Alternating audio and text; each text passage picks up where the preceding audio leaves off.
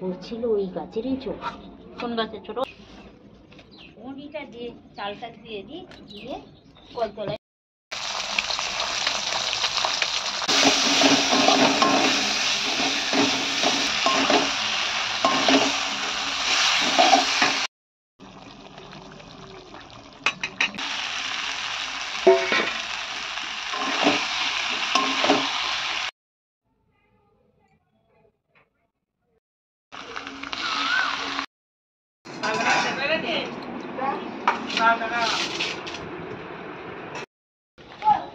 গাড়িতে যাচ্ছে।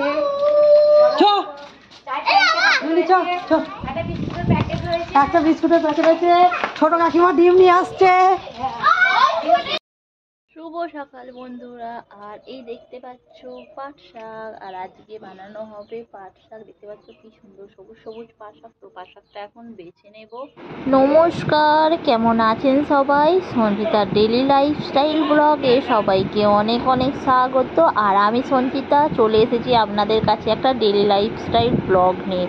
আর কালকে একটু পাট শাক নিয়েছিল মা, তো পাট শাকটা এখন এইভাবে বেছে নিচ্ছি, কারণ কচি পাট শাক যেহেতু, আর এই গরমে পাট শাক খেতে বেশ ভালো লাগে। আজকে হবে পাট শাক ভাজা, মাছের ঝাল, আর এঁচোড় নিয়ে আসা হয়েছে, এঁচোড়ের তরকারি হবে। তো ভিডিওটা স্কিপ না করে পুরোটা দেখতে থাকুন। আর এই দেখো বন্ধুরা, এঁচোড়, আর আজকে বানানো হবে এঁচোড়ের সবজি সাথে আলু দিয়ে। তো মা এখন এঁচোড়টাকে কেটে পাকা ছিল। পাকা, দানা হয়ে গেছে, তার মানে কচি নয়। এই কাঁটা সরে যাচ্ছে। তাই তুমি বলছিলে এটা এক সপ্তাহ পাত খেতে। ওর থেকে ওইটা ভালো। ওই যে ছোট গাছটা নাবি করে হয়েছে, তো এগুলো তো অনেক দিন হয়েছে। আছে, হ্যাঁ। কবে কেটে এনেছিল? তুই ছিলিস না? ভালো খেতে। যা সুন্দর ভালো লাগে না। এবার ফ্যাক্স করে কেটে ফেলে দিই।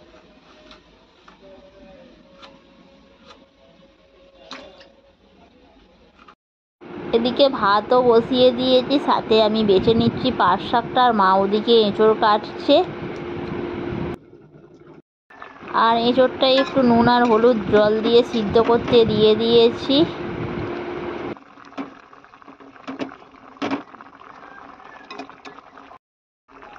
আর পাট শাকটা কাটা হয়ে গেছে, কেটে দেখতেই পাচ্ছেন ধুয়ে একটু সিদ্ধ করে নিচ্ছি হালকা করে। আর ভাতটা নামিয়ে নিয়েছি।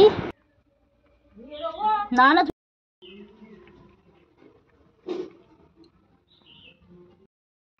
আর এদিকে দেখতেই পাচ্ছেন মাছটা নিয়ে চলে আসা হয়েছে। আজকে হবে রুই মাছের ঝাল।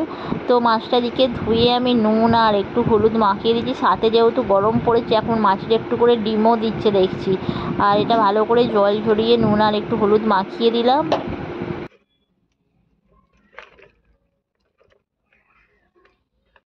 আর এদিকে মুসুরির ডালটা সিদ্ধ করে রেখেই দিয়েছিলাম, তো মুসুরির ডালে দিয়ে দিয়েছি ফোড়ন, পাঁচফোড়ন আর একটু শুকনো লঙ্কা দিয়ে দিয়েছি। পাঁচফোড়নের সুগন্ধটা বেশ ভালো লাগে।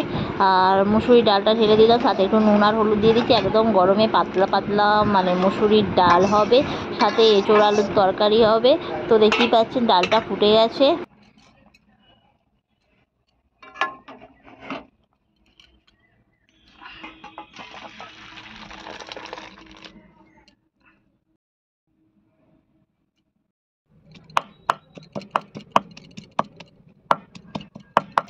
আর এদিকে এঁচোড়ের তরকারির জন্য আমি একটু আদা রসুন বেটে নিচ্ছি।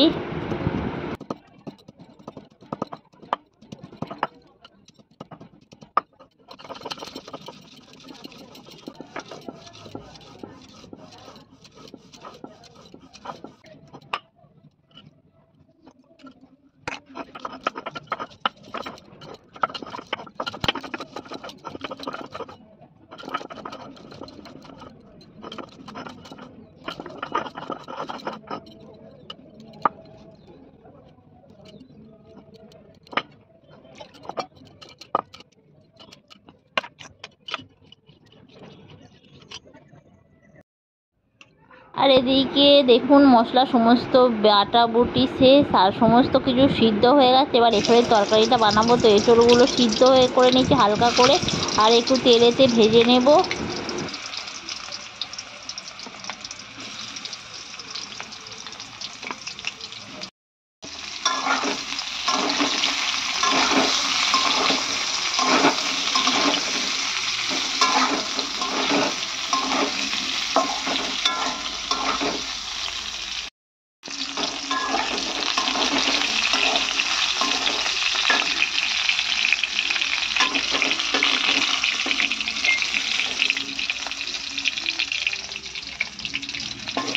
আর এঁচড়গুলো একটু লাল লাল করে ভেজে নিলাম, ভেজে একটু তুলে নিলাম।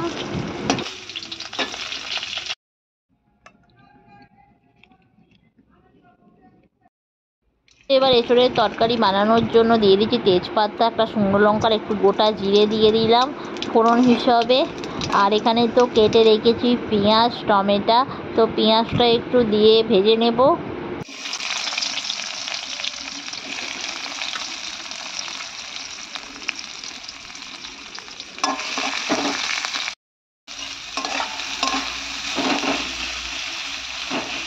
তো পেঁয়াজগুলো একটু বেশি করেই ভাজবো, কারণ যাতে একটু লাল লাল করে ভাজতে হয়। আর পেঁয়াজ একটু না ভালো করে ভাজা হলে মশলাটা ঠিকভাবে তৈরি হয় না। আর দেখতে পাচ্ছেন আমি একটু লাল লাল করে ভেজে নেব। আর আমার একদম পেঁয়াজ না ভাজলে ভালোই লাগে না। তারপর পেঁয়াজটা ভাজা হয়ে গেছে, একটু টমেটো দিয়ে দিলাম।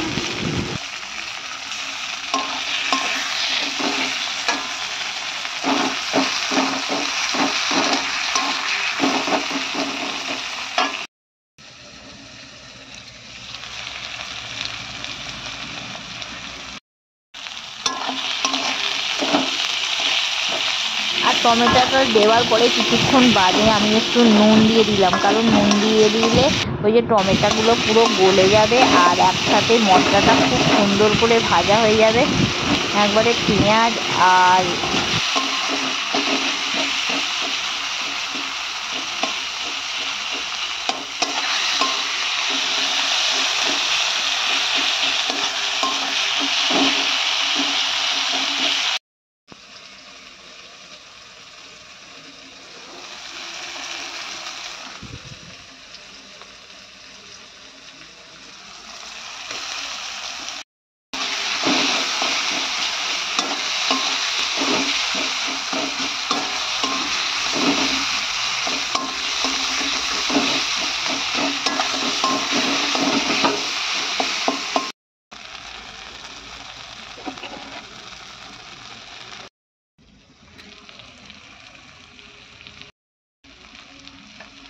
তো এদিকে পেঁয়াজটা ভাজা হয়ে যাওয়ার পরে হলুদ গুঁড়ো আর সাথে দিয়ে দিলাম একটু লঙ্কা গুঁড়ো, এটাকেও ভালোভাবে ভেজে নেব।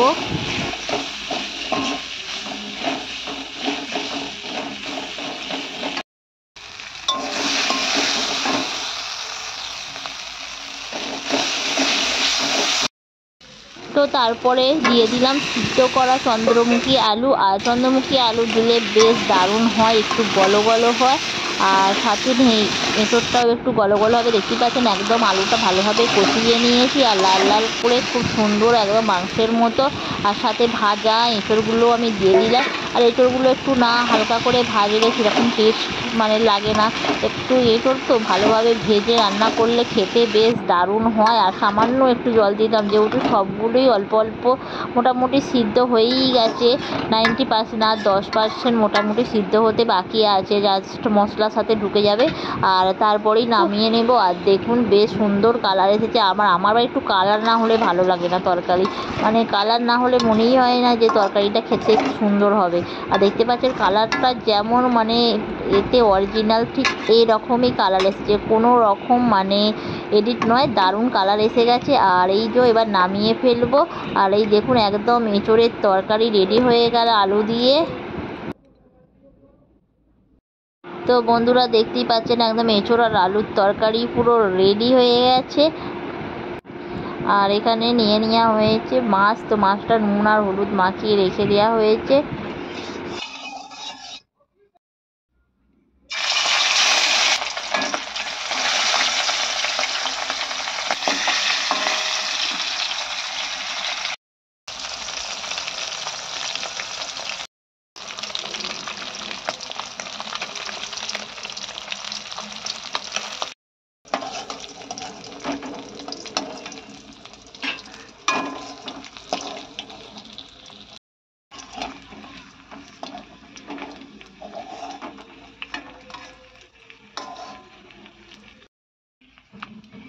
তো সমস্ত মাছগুলো ভাজা হয়ে গেল। আর মাছের ডিম ছিল, মাছের ডিমগুলো ভেজে নিলাম।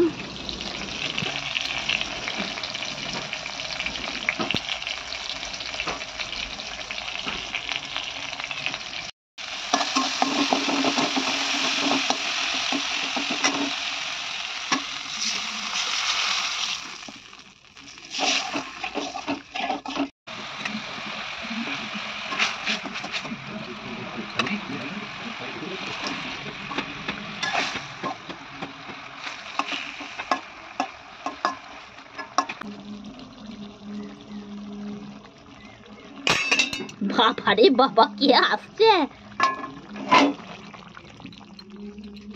তো মাছের ঝালটা এবার হয়ে গেছে, আর এটা এবার নামিয়ে নেব।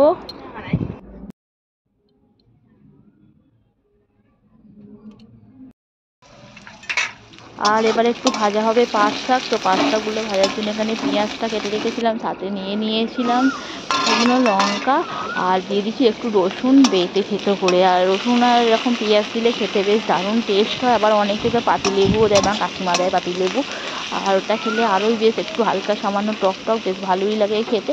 আর অনেকে যারা টক পছন্দ করে না তারা তো খায় না। তো পেঁয়াজগুলো একটু লাল লাল করে ভেজে নেব।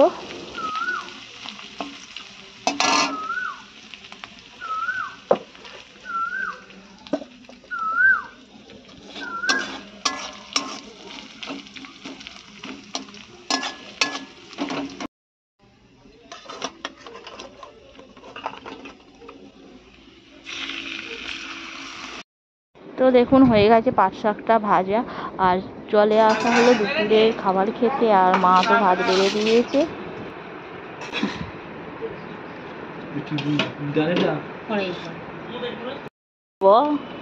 এটা ডাল আর ওটা তরকারি। মোবাইলে খাবে। বাজার মেলা 20 টাকা। কি খাচ্ছ মানু? এখানে 25 টাকা, বাজার মেলা 20 টাকা। আমার ছিল তো মেয়েটা